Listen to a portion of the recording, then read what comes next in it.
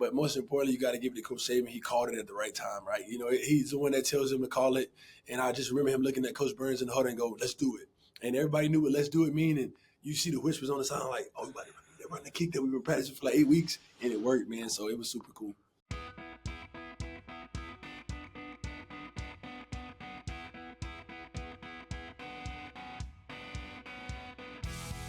Welcome to Beat Everyone. I'm Ben Flanagan with AL.com. And people, we've had the privilege and honor of talking to some of Alabama football's greatest legends before. And today is one of those special days where we welcome a longtime fan favorite, a first-round draft pick, a Super Bowl champion, one of the biggest recruits in Alabama history, a college football national champion, and the college football playoff national championship game MVP, offensive MVP after his heroics against Clemson. He's still wide open, in fact. From Prattville, Alabama, it's O.J. Howard. O.J., welcome.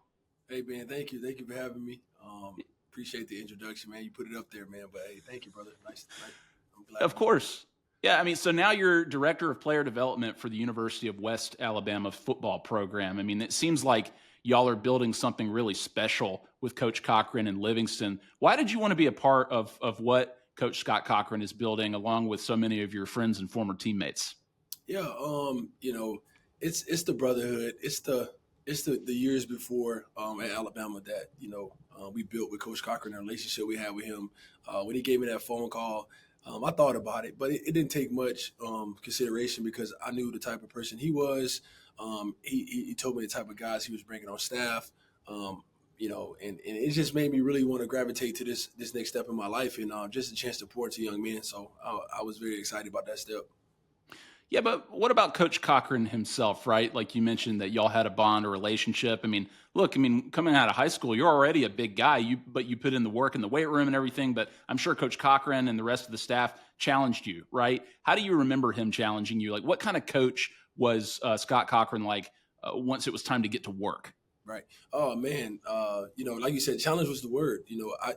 When you said that, the first story that comes into my mind is the day that we had to run.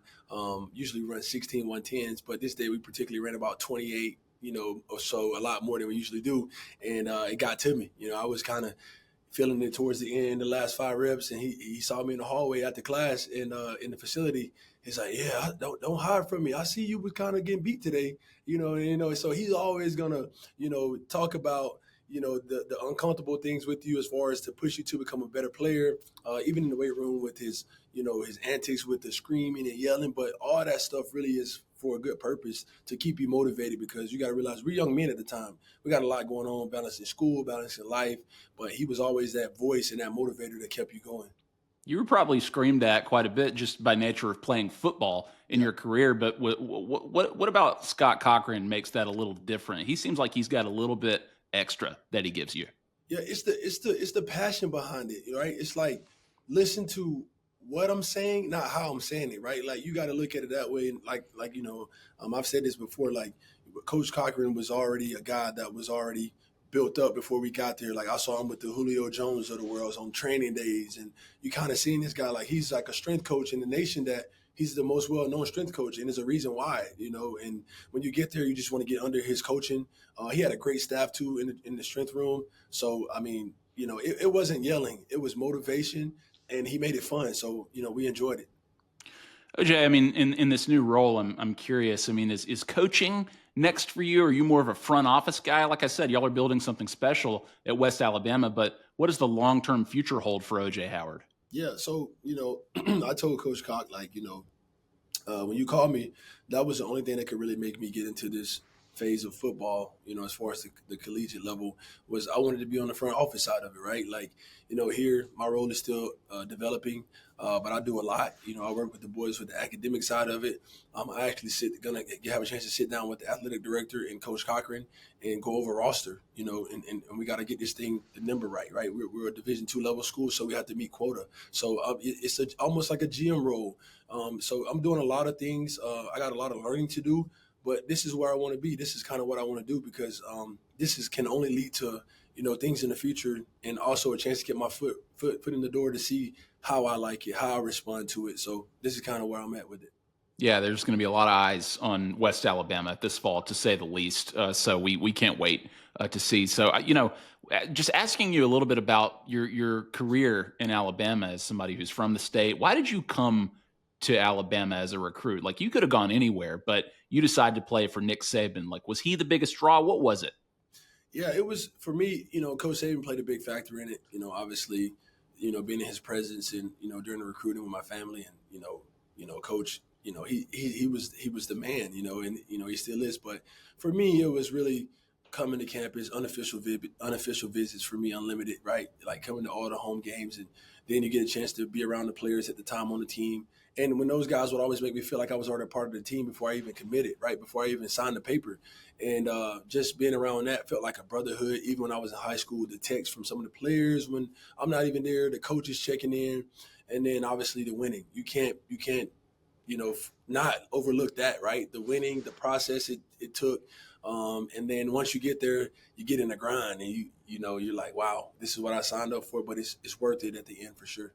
Well, I mean, your recruiting class was special too. I mean, you hear about the '08 class, the 2017 class, right? But 2013 was a little different. I mean, you're talking about guys like Jonathan Allen, Derrick Henry, Reuben Foster, Robert Foster, Ashawn Robinson, Eddie Jackson, Alvin Kamara, even. I mean, like, I could go on Right. too, OJ. Like, what's the thing that you remember most about being part of such an elite group of guys coming in to sort of keep the dynasty going? Right. The biggest thing about that was, like you said, I came in mid year that year. I think it was like seven of us came in the spring. We get a chance to come in and join into the guys just coming off a dominating championship win versus Notre Dame, right? So we go into the spring workouts and we got to pick up where these guys are left off. So we got thrown in the fire quick, right? Getting adjusted to college, but like you said, that class was so special. We ended up having a Heisman winner, a lot of first round picks, man, and a Buckets Award winner, defensive player of the year. I mean, that class is, like you said, man, it's crazy when you look at it.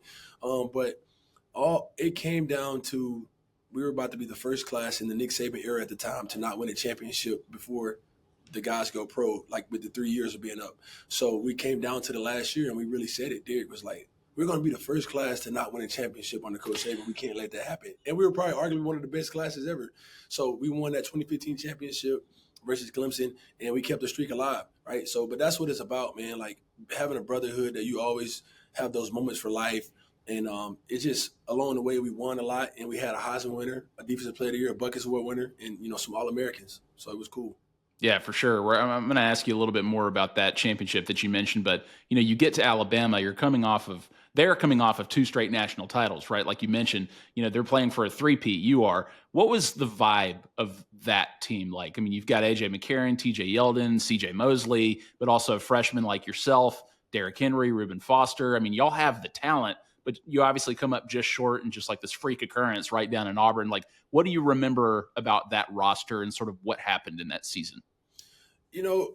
Man, honestly, for me as a freshman that year, I was just super excited to be on the team and getting a chance to play some reps, right? Like, I was really one of the only freshmen that were really contributing on the offensive side of the ball, like, because Derrick Henry didn't get a chance to play into the bowl game versus Oklahoma later in the year, right? Like, so it was super hard to get on the field at the time with the roster, and so for me, a lot of that was a blur, right? But maybe our leadership wasn't there as we would have liked at the time, right? But like I said, like I'm a freshman, there's not much I can do. This is a two-time defending national champion team. I'm coming in and trying to at least get some plays, right? But we had so much talent on that team. I just think the kick six took so much life out of us. Of course, it was in the BCS at the time, so it wasn't a playoff.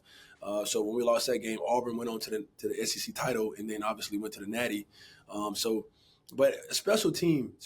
But that one play, that 1 second cost us, I think, a three-peat, to be honest, because we got past that. I think we could have done it, but but that's wishful thinking. But I still enjoyed my year that year. It was a freshman year, so.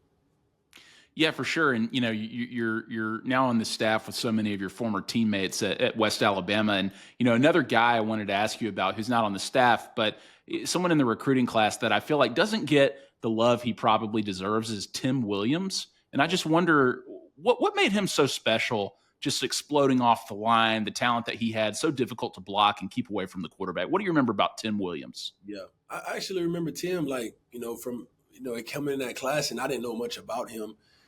because I thought he was like a very undersized defensive end, right? Like that's just what I thought of him. But once he first got there with us and got the chance to compete against him at practice, it's like I see what this guy can bring to the table. This guy, he just finds a way to get to the quarterback, right? We used to third and 10. That's what we call it, third and 10. Put him on the field, he gonna find the quarterback. He gonna get there. One of the best pass rush specialists to come through Alabama, like you said, very underrated. But the motor, right? The motor, put him in the game. May not, that he's one of the guys you say, just go sack the quarterback. Don't worry about your assignment. You just go get the quarterback, right? And he showed that time and time again. That was a crazy year for him as well. Like that, he was another guy that had an awesome year and even scored a touchdown that year versus Arkansas. So cool. Well, you had some amazing moments, OJ, like throughout your career. I mean, obviously, you think of like these big explosive plays. The 52-yard catch and run touchdown against LSU in Bryant-Denny Stadium was spectacular. I saw that live. I mean, the Clemson game in 2015, obviously the national championship. Y'all fell short in the first college football playoff, right, in 2014 against Ohio State in the semifinal. But you make the final the next year after dominating Michigan State. What was it like to reach the stage again, right? Like, what was the mindset heading into that matchup against Clemson? Yeah. I mean, that team was so special, man. Like, honestly, I was talking about this with Mario Cristobal 2 weeks ago. He still talks about that's probably one of the best teams he ever been a part of. He was our O-line coach that year. But, man, it was the fact of, like I was saying earlier, we were going to be the first team to not be able to win a championship as a recruiting class. But that team Derrick Henry had already won the Heisman. All the awards were already presented before that game, right? So we knew we had to go out and play Michigan State. These guys were like talking a little bit. We went out there and dominated these guys. I think it was like 38 to whatever. I don't know what we beat them, but it was a dominating win. Once we rolled over those guys like that in the Cotton Bowl, the Natty was the only thing that we could do to make that outstanding season be finished, right? So, but it was just the leadership on that team was outstanding. The players were good. The coaching staff was amazing. Like all the head coaches now in football were on that staff, a lot of them. But we just had a great overall staff and players, and we just had a great camaraderie from the top down. And I think that's what helped us win the championship. Well, I mean, it's obviously a slugfest in the first half, right? Like a couple of Derrick Henry touchdowns, a couple of Hunter Renfrow touchdowns. It's tied at the half. Then early in the third quarter, Jake Coker finds you all by yourself for a 53-yard touchdown. I mean, y'all fake a screen to our Darius Stewart, it looks like. You're faking a block, and then you're gone, right? How did you get that wide open? I think a lot of that was on film. We were throwing the quick screens a lot that year to our dares, our playmakers, the receivers, and we were getting a lot of yardage on those. Those are almost like RPO type of things that could get us a couple 5 yards, like a run. And those guys saw it on film, right? They were automatically when the tight ends show hands to go block, they were automatically triggering to go either intercept the screen or either go make the tackle for a loss of game. So they didn't read the key we had to put in where Kiffin said, show your hands early and you slide behind them. And, it worked like he drew it up. And, just a lot of tendencies we saw on film over the seasons for that team. And it worked out in the right game. Well, speaking of like what's on film, what we heard after the fact was this next play was something that y'all noticed on film. Y'all tie it up at 24 in the fourth quarter, and then y'all call the onside kick to get it back, right? And like take the momentum back from Clemson. Did you know that play was coming? And what went through your head when you saw that they pulled that off? Right. Yeah, we did. Obviously, we run through a lot of plays. That play had been worked on for obviously probably like 6 or 7 weeks before we even could run it in a game. But Clemson was the right team that the way they shifted their front line on the return team, that ball can't get placed up in the air and not hit the ground and allow Marlon Humphrey to recover it. But Adam Griffith, I think, was the one who kicked it. Yep. And it just takes precise from him, from the being on sides from Marlon and everything, and even catching the ball. And even like you saw, like Coach Sweeney thought that, Dabo Sweeney at the time thought like maybe, it was illegal. But it was just such a great play that our special teams coordinator at the time, I think, was Bobby Williams or Burton Burns, one of the two. They saw it on film, and we drawed it up. But most importantly, you got to give it to Coach Saban. He called it at the right time, right? He's the one that tells him to call it. And I just remember him looking at Coach Burns in the huddle and go, "Let's do it." And everybody knew what "let's do it" mean. And you see the whispers on the side, like, "Oh, they're running the kick that we've been practicing for like 8 weeks," and it worked, man. So it was super cool. Yeah. Dabo wasn't happy, to say the least. Yeah. Well, a couple of plays later, you're at midfield, and it's almost like Coker can't believe his eyes, right? He just lets it fly. There you are again for another 50-yard bomb. Like, I mean, What are you thinking at that moment? Just like, how do I get this wide open again? Like, how did that work? Man, another thing it was a wild witch, right? It was but we motioned Kenyon Drake over. He had the wheel route. I have the middle read, which is the seam can stay vertical or take it down the middle versus the two split safeties. So, but we ran it versus couple weeks earlier in the Cotton Bowl versus Michigan State, and it worked. But I didn't score, right? It wasn't wide open, but I got a 30-yard gain. But this particular time, the safety Kenyon Drake just draws so much attention to himself on the wheel route. So the corner stayed with Kenyon. Also, the safety bit over the top to help, and it just let me wide open. And it was something that Coach Kiffin saw on film that we could have an explosive play. But to imagine that it'd be wide open, we never could have imagined that. But it just worked that way again. So great play calling from the OC at the time. Yeah, unbelievable. I mean, obviously, big reasons why you were named the offensive MVP of that game. Another special moment. I just want to know from your perspective what you thought of this, the Kenyon Drake kickoff return, right? Like that seemed like a special moment from where we were sitting, whether we're watching it on TV or in the stands. I can't imagine what it was like for the team. Yeah, man, it was super special because not only was it a big play in the game for us, but to see what Kenyon had went through the year before, prior years with the injuries, right? One of the most gruesome injuries we've seen, like with the ankle dislocation, right, versus Ole Miss, and to come back the following year and to have a good season, but on the biggest stage, make one of the biggest plays in the history of Alabama at the time.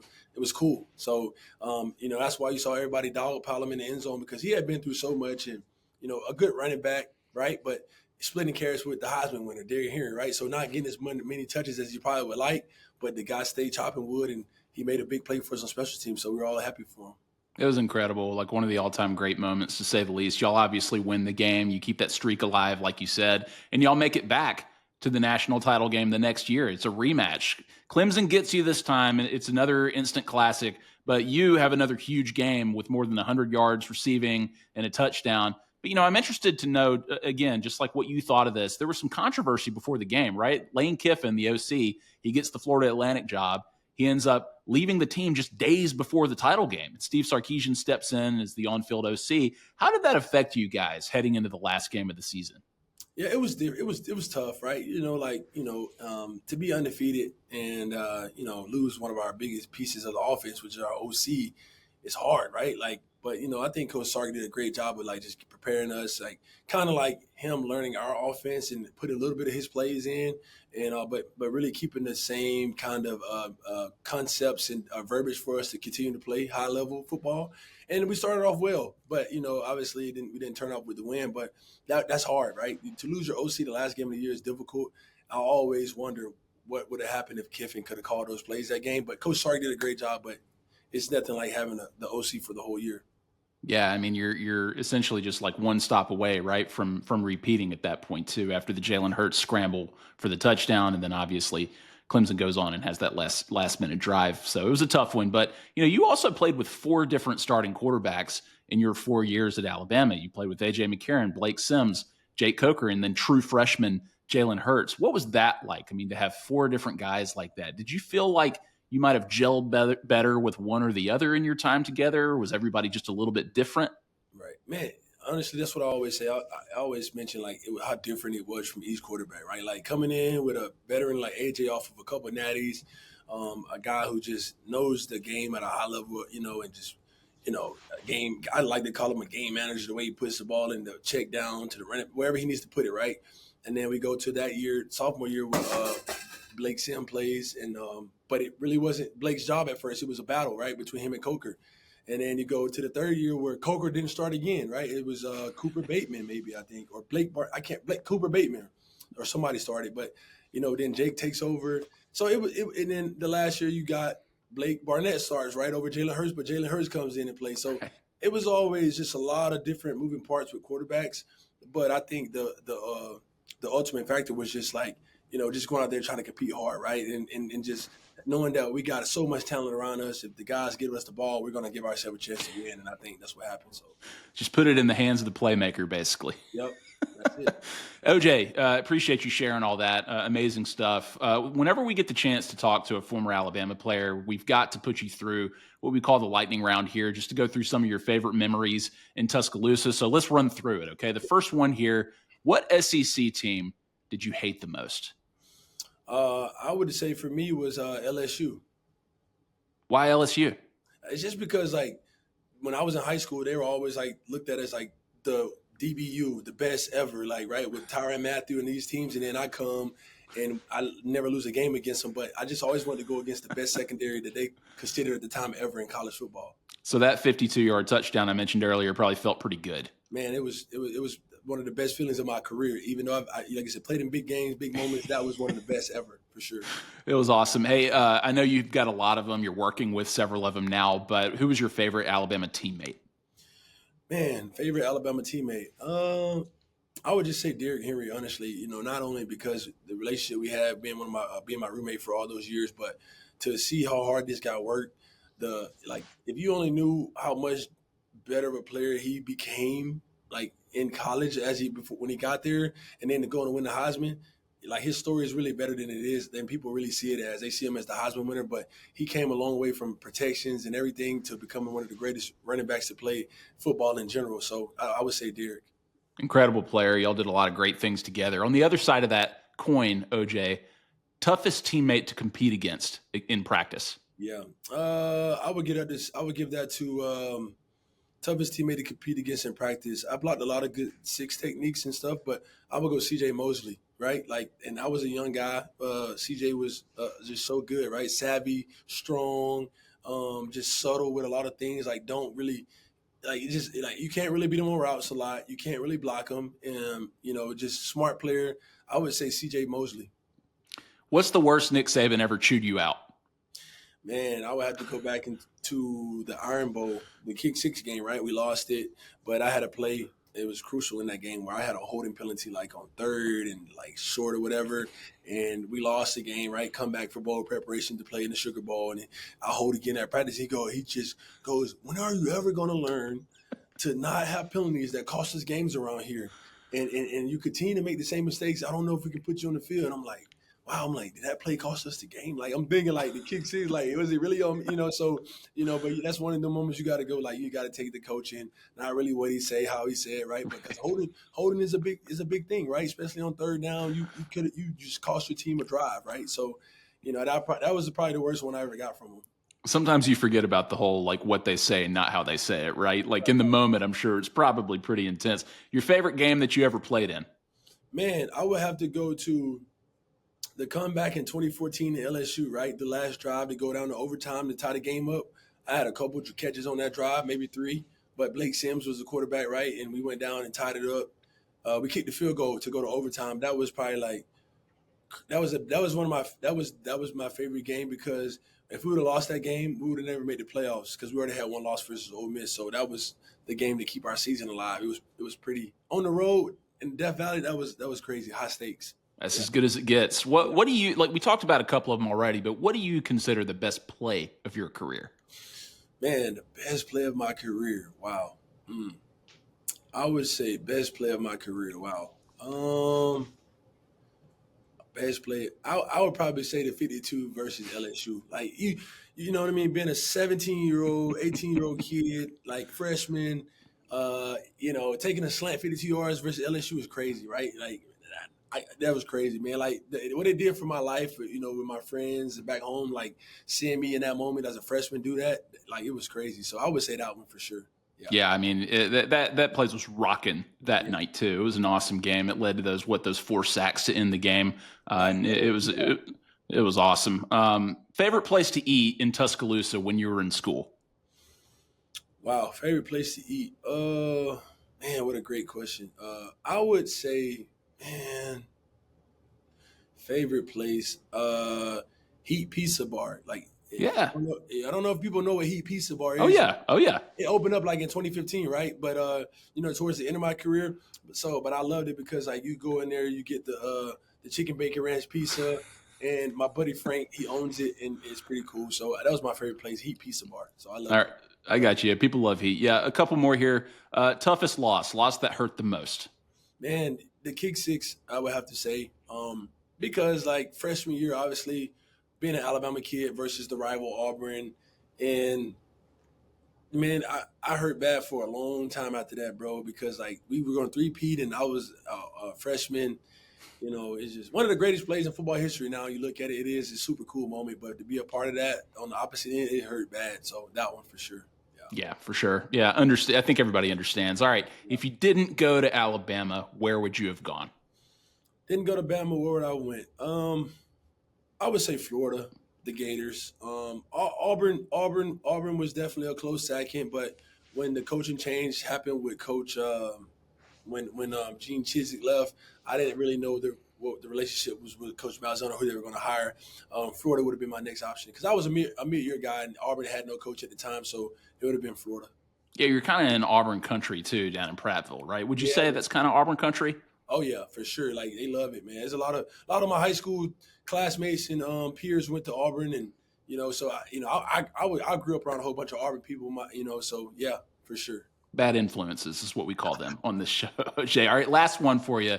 When does Alabama win another championship?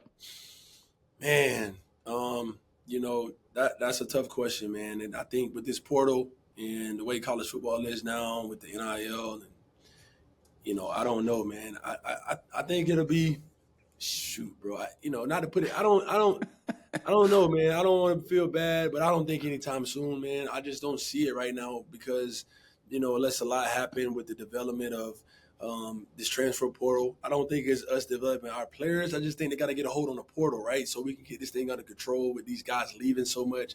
Like, how can coaches develop players when we can't keep them, right?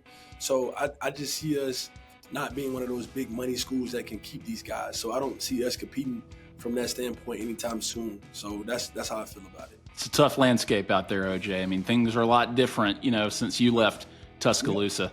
But you're in it now. You're in college football again, and y'all, like I said, y'all are building something really special, and all eyes are on UWA this season. Best of luck to you. One of the best to ever wear crimson and white, a national champion, a Super Bowl champion, OJ Howard. Thank you so much for doing this. All right, thank you guys. Appreciate you.